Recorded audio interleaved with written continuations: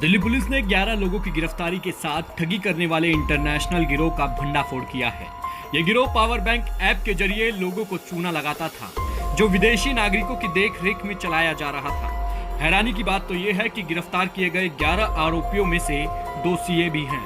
Delhi police के cyber crime cell ने social media पर डाली गई पोस्ट पर ध्यान दिया कि देश भर के लोग पावर बैंक और इजेड प्लान मोबाइल एप्लीकेशन के बारे में जानकारी दे रहे हैं। जहां power bank app Google play store पर उपलब्ध था, वहीं EZ plan app www.ejedplan.in website पर उपलब्ध था। इन ऐप्स ने 24 से 35 दिनों में निवेश राशि को दोगुना करने के दावों के साथ निवेश पर आकर्षण रिटर्न की पेशकश की। ऐप्स ने प्रति घंटा और दैनिक आधार पर रिटर्न की पेशकश की और निवेश के विकल्प रुपए से शुरू हो गए थे, 300 से कई लाख। जानकारी के मुताबिक ये गिरोह अभी तक 5 लाख से अधिक लोगों को अपनी ठगी का शिकार बना चुका है, जिनसे 2 महीनों में 150 करोड़ रुपए से अधिक की ठगी की जा चुकी है। अलग अलग बैंक खातों और पेमेंट गेटवे में 11 करोड़ रुपए की ठगी की गई है। चीनी जालसाजों के लिए 110 से अधिक कंपनियों का गठन करने वाले गुड़गांव के एक सीए से 97 लाख रुपए नगद बरामद किए गए हैं। ये लोग इतने शातिर थे कि भारतीय नागरिकों को आकर्षक रिटर्न की पेशकश कर उनकी आंखों में धूल झोंक देते थे। बता दें कि चीनी धोखेबाजों द्वारा धकेला गया power bank Google play store के नंबर 4 पर ट्रेंड कर रहा था। चीनी धोखेबाज देश भर में कई मॉड्यूल संचालित करते पाए गए। दिल्ली और बेंगलुरु पुलिस की सामूहिक कार्रवाई में आईजीआई एयरपोर्ट पर बेंगलुरु से संचालित एक ऐसी ही सिंडिकेट में वांछित एक तिब्बती महिला को भी पकड़ा गया है।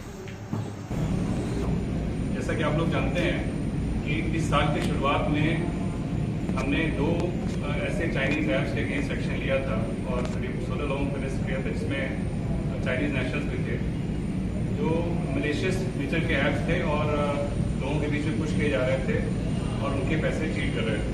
एक मैसिव फ्रॉड था। उसी तरीके का एक नेटवर्क हमें दोबारा नोटिस हुआ। मई के सेकेंड वीक में हमने नोटिस किया कि सोशल मीडिया पे कई लोग चर्चा कर रहे हैं, रिपोर्ट कर रहे हैं कुछ ऐप्स के बारे में। एक पावर बैंक नाम का ऐप काफ़ी चर्चा में था। इसके अलावा एक इजी प्लान, इजेड प्लान नाम का ऐप था, सन फैक्ट्री। इस तरह के बहुत से ऐप की चर्चा सोशल मीडिया पे चल रही थी। लोग इनके बारे में कंप्लेंट्स भी कर रहे थे। तो प्रोएक्टिवली एक्ट करते हुए हमने इन ऐप्स को डाउनलोड किया और इनकी एनालिसिस अपनी जो फोरेंसिक लैब है NCFL वहाँ पे कराया। साथ ही साथ एज ए डिकॉय यूजर बन के इन ऐप्स में रजिस्टर किया और इनमें जो पेमेंट का तरीका था उस माध्यम से पेमेंट की। ऐप्स की जो एनालिसिस की गई फोरेंसिक लैब में, उससे काफ़ी स्टार्टलिंग रिजल्ट्स पता चले हमें। पहली तो चीज़ जो नोटिस की हमने कि ये ऐप्स जिस यूज़र के डिवाइस में डाउनलोड हो रहे थे, इंस्टॉल हो रहे थे, उसका डेटा स्टील कर रहे थे और ये डेटा बाहर के सर्वर्स पे भेजा जा रहा था। तो इनिशियल ट्रेसेस हमें मिले, वो सर्वर्स इंडिया से बाहर के थे, कुछ चाइनीज सर्वर्स की IPs थी। जो दूसरी चीज़ हमने नोटिस की कि इस ऐप के अंदर एक स्कीम जो कि क्विक मनी अर्निंग, जल्दी से पैसा कमाने की स्कीम पुश की जा रही थी। इस स्कीम में डेली बेसिस पे, आवरली बेसिस पे रिटर्न्स देने का प्रोविजन था और ये ऐप्स एक बिजनेस मॉडल का खाका बना के पुश कर रहे थे, जो कि as a startup, technology based startup है, उस तरीके का एक हमने जामा उसको पहनाया हुआ था। फॉर इंस्टेंस जो पावर बैंक ऐप है और सन फैक्ट्री ऐप है, इन्होंने ये कहा कि वो एक बेंगलोर बेस्ड टेक्नोलॉजी स्टार्टअप है जो लोगों को पैसा इन्वेस्ट कर रहे हैं, उसके माध्यम से वो चार्जिंग कैपेसिटी डेवलप करेंगे और उससे जो रिटर्न्स आएंगे वो उनको देंगे। एक कंप्लेंट मिलती है जो इजी प्लान ऐप है उसके अगेंस्ट में और बाकी जो ऐप्स हैं उसके ऊपर हमने केस रजिस्टर किया और इन डमी कंपनी जो शेल कंपनीज हैं, इनके जो डमी डायरेक्टर्स थे उनको आइडेंटिफाई किया, जो चार्टर्ड अकाउंटेंट इनको खुलवाने में रिस्पॉन्सिबल थे उनको आइडेंटिफाई किया और एक कोलकाता के पास बुलवेरिया जगह है, वहाँ पे एक हमें ऐसा लगा जैसे कोई सेंटर चल रहा है जहाँ क्योंकि 30 से ज़्यादा अकाउंट्स वहाँ से ऑपरेट हो रहे थे, 30 से ज़्यादा मोबाइल फ़ोन वहाँ चल रहे थे। वहाँ पे हमने रेड की और ये साइमल्टेनियस रेड NCR रीजन में और वहाँ पे की गई। वहाँ से हमने 9 लोगों को गिरफ्तार किया। बाद में फिर 2 लोगों को और जो कि इन कंपनीज को खुलवाने के लिए रिस्पॉन्सिबल है उनको गिरफ्तार किया।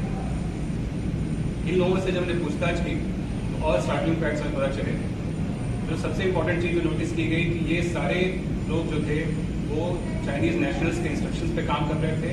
उनके बताने के हिसाब से ये अकाउंट खुलवाते थे, कंपनीज खुलवाते थे और अकाउंट्स के कस्टोडियन बन के